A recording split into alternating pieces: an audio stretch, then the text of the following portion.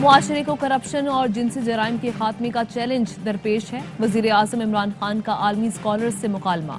کہا بدعنوان قیادت کرپشن کو قابل قبول بنا دیتی ہے، ہمیں معاشرے میں کرپشن کو ناقابل قبول بنانا ہوگا۔ پاکستان سمیت بیشتر اسلامی ممالک کو ایک جیسے مسائل درپیش ہیں۔ معاشرے میں جنسی جرائم میں تیزی سے اضافہ ہوا ہے، صرف 1% جنسی جرائم رپورٹ ہوتے ہیں۔ قانون نافذ کرنے والے ادارے اس 1% سے ہی نمٹ سکتے ہیں۔ کرپشن کی طرح زیادتی کے واقعات کے خلاف بھی ہمیں لڑنا ہوگا۔ موبائل فون کو بڑھتے ہوئے جنسی جرائم کی بڑی وجہ قرار دیا۔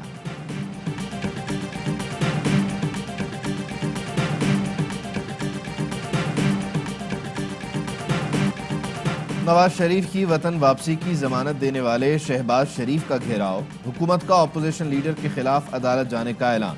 وفاقی وزیر اطلاعات فواد چودھری کہتے ہیں حکومت شہباز شریف کے خلاف لاہور ہائی کورٹ میں درخواست دائر کرے گی۔ اٹارنی جنرل کو عدالت سے رجوع کرنے کی ہدایت کر دی گئی۔ 2022 کو پاکستان کے استحکام کا سال بھی قرار دے دیا۔ بولے فائنانس بل میں ایسا کچھ نہیں جس کی مخالفت کی جائے۔ کسی اتحادی نے منی بجٹ پر اعتراض نہیں اٹھایا۔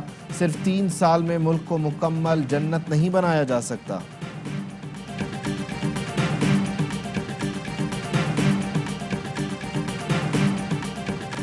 حکومت صبح شام نواز شریف فوبیا میں مبتلا ہے۔ جب یہ سوتے ہیں خواب میں نواز شریف کو دیکھ کر ہڑبڑا کر اٹھ بیٹھتے ہیں۔ مسلم لیگ نون کے رہنما احسن اقبال نے کہا حکومت کو بس یہ فکر ہے نواز شریف نہ آ جائے۔ نواز شریف اب آئے گا، مسلم لیگ نون بھی واپس آئے گی۔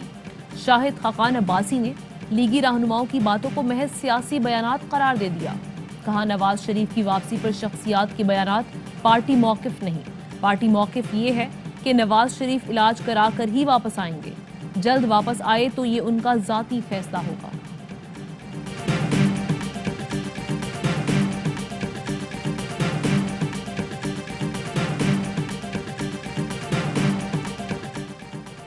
چوری پکڑے جانے پر پاؤں پکڑ کر ڈیل کرنا شریف خاندان کی پرانی ریت ہے۔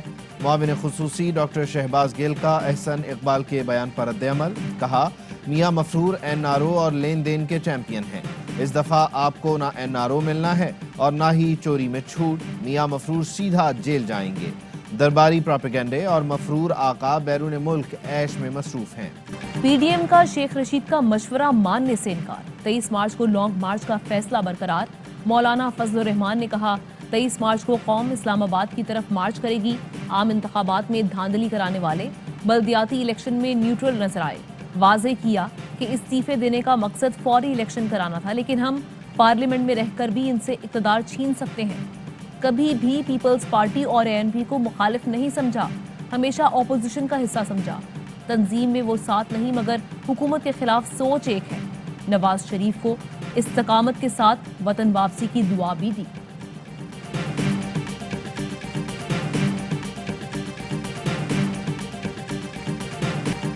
وفاق کا سندھ بلدیاتی ایکٹ کے خلاف پٹیشن دائر کرنے کا اعلان۔ اسد عمر کہتے ہیں قانونی کارروائی کی تیاری کر رہے ہیں۔ سندھ کا پرانا بلدیاتی قانون کسی صورت آئین پر پورا نہیں اترتا تھا، ترمیم نے رہی صحیح کسر بھی پوری کر دی۔ یہ غیر آئینی ترمیم ہے جو پاکستان کے لیے خطرناک ہے۔ نیب تحقیقات میں پتہ چلا سندھ میں 20 ارب کی گندم چوری ہوئی۔ سندھ حکومت کہتی ہے چوہے کھا گئے۔ یہ انسانی چوہے تھے یا کوئی پاپڑ اور ربڑی والے جن کے پاس سے اربوں روپے نکلے؟ سعید غنی کہتے ہیں سندھ حکومت نے گندم چوری کرنے والے چوہوں کو پکڑا۔ ایک چوہا کورونا فنڈ کے 40 ارب روپے کھا گیا، دوسرے نے LNG خریداری میں 600 ارب روپے چوری کیے۔ کچھ چوہوں نے ملک میں چینی اور گندم کا بحران پیدا کیا۔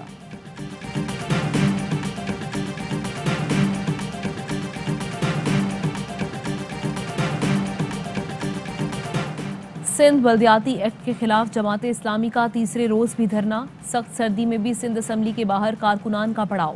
امیر جماعت اسلامی حافظ نعیم الرحمان نے کہا ایڈمنسٹریٹر کراچی ہوتے کون ہیں، ہمیں مشورہ دینے والے۔ مرتضی وہاب حکومت سندھ کو مشورہ دیں کہ قانون کو تبدیل کرے۔ سنجیدہ مذاکرات چاہتے ہیں تو آئیں، ہم یہیں بیٹھے ہیں۔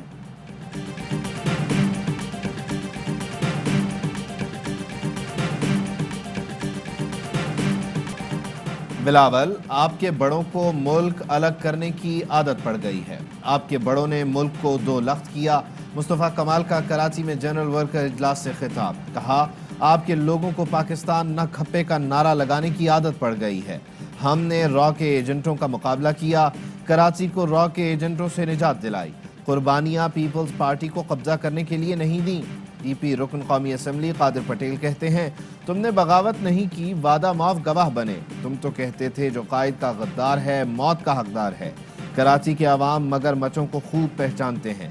کراچی اب کسی کے دھوکے میں آنے والا نہیں۔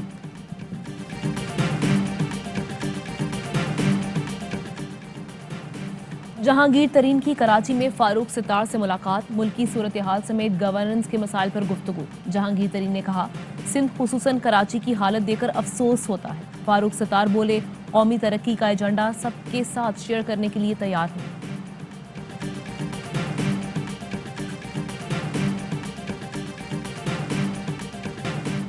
نسلہ ٹاور نقشے کی منظوری سے تعمیرات تک کون کون ملوث؟ ایس بی سی اے نے اینٹی کرپشن کو 22 افسران کی فہرست فراہم کر دی۔ افسران کو 31 دسمبر کو بیانات ریکارڈ کرانے کے لیے طلب کیا گیا تھا۔ افسران نے طلبی کا نوٹس ہوا میں اڑا دیا۔ کراچی ڈیولپمنٹ اتھارٹی کے ڈی جی کو گرفتار کرنے والا افسر معطل۔ Deputy director anti corruption Ghulam Abbas Memon کو عہدے سے ہٹا دیا گیا۔ کراچی ایسٹ کے افسر نے آصف علی میمن کے خلاف کمزور کیس بنایا۔ ڈی جی کے ڈی اے آصف علی میمن کو گرفتاری کے اگلے ہی روز عدالتی حکم پر رہا کرنا پڑا۔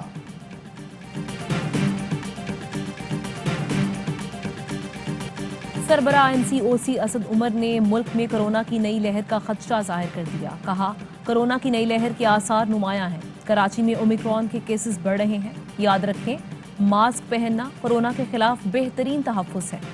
کراچی کے علاقے گلشن اقبال بلاک 7 میں اومیکرون کے 12 سے زائد کیسز کی نشاندہی پر مائکرو اسمارٹ لاک ڈاؤن نافذ، پابندیوں پر عمل درآمد نہ ہونے کے برابر۔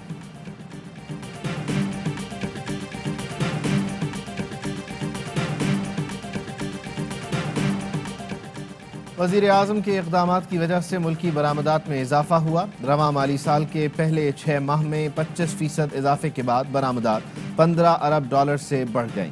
وزیر مملکت فاروق حبیب کا ٹویٹ، کہتے ہیں، نواز شریف اسحاق ڈار کی غلط پالیسیوں سے ایکسپورٹ سیکٹر تباہ ہو گیا تھا۔ اضافے کا رجحان برقرار رہا تو برآمدات 30 ارب ڈالر سے زائد ہو جائیں گی۔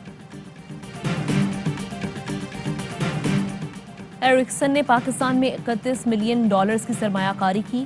وفاقی وزیر امین الحق کہتے ہیں، ایرکسن کی رقم ٹیکنالوجی ٹریننگ اور 5G ریسرچ اینڈ ڈیولپمنٹ پر خرچ ہوگی۔ براہ راست بیرونی سرمایہ کاری عالمی اداروں کے پاکستان پر اعتماد کا اظہار ہے۔ بچت کفایت شعاری، عثمان بزدار نے سب کو پیچھے چھوڑ دیا۔ وزیر اعلیٰ آفس کے اخراجات میں نمایاں کمی کر کے مثال قائم کر دی۔ 2020-21 میں اخراجات 14 کروڑ 30 لاکھ رہے۔ شہباز شریف دور میں سال 2017-18 میں اخراجات 23 کروڑ 90 لاکھ تھے۔ عثمان بزدار کہتے ہیں، شاہ خرچیوں کا کلچر ختم کر دیا۔ ماضی کی حکومت نے سرکاری خزانے کو مال مفت کی طرح اڑایا۔ ہم قومی وسائل کی پائی پائی کے امین ہیں۔ پولیس موبائل کا سائرن ڈانس کے لیے میوزک بن گیا۔ کراچی میں پولیس موبائل کی ہوٹر پر معمر شخص جھومتا رہا۔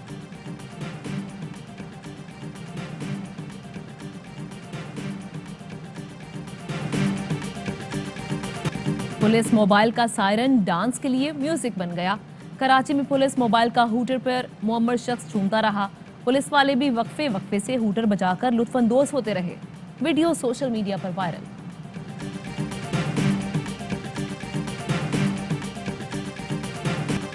ملک بھر میں جاڑے کی دھوم، بالائی علاقوں میں وقفے وقفے سے برف باری۔ گلگت بلتستان میں روئی کے گالوں کی برسات، موسم شدید سرد ہو گیا۔ چلاس اور دیامر میں ہر سو سفیدی، اسکردو میں پارا -11 تک گر گیا۔ شمالی بلوچستان میں بارش کے بعد موسم ٹھنڈا ٹھار ہو گیا۔ زیارت میں پارا -3، قلات میں -2 ریکارڈ۔ محکمہ موسمیات کی بلوچستان میں 6 جنوری تک موسلادھار بارش اور برف باری کی پیشگوئی۔ کراچی میں جاری عالمی کتب میلے کا چوتھا روز، تمام موضوعات پر کتابیں رعایتی داموں پر دستیاب۔ شہری بڑی تعداد میں کتابوں کی خریداری میں مصروف رہے۔ بگ بیش لیگ میں پاکستانی فاسٹ بالر محمد حسنین کا شاندار ڈیبیو، صرف 6 گیندوں میں حریف ٹیم کا ٹاپ آرڈر تہس نہس کر دیا۔ एडिलेड स्ट्राइकर्स के खिलाफ हसनैन ने पहले ओवर में 3 विकेट उड़ा दी। 4 ओवर में 20 रन देकर 3 शिकार किए। मोहम्मद हसनैन लीग में सिडनी थंडर्स की नुमाइंदगी कर रहे हैं।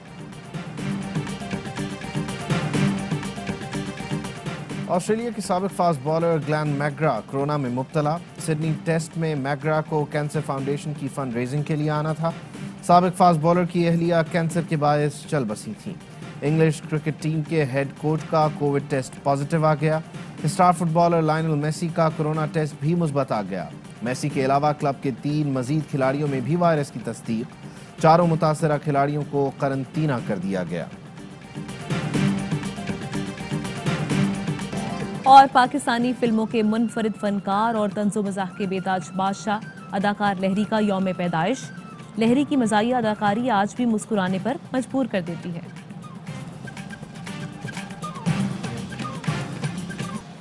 हेडलाइंस आपने जानी, खबरों की तफसील एक ब्रेक के बाद।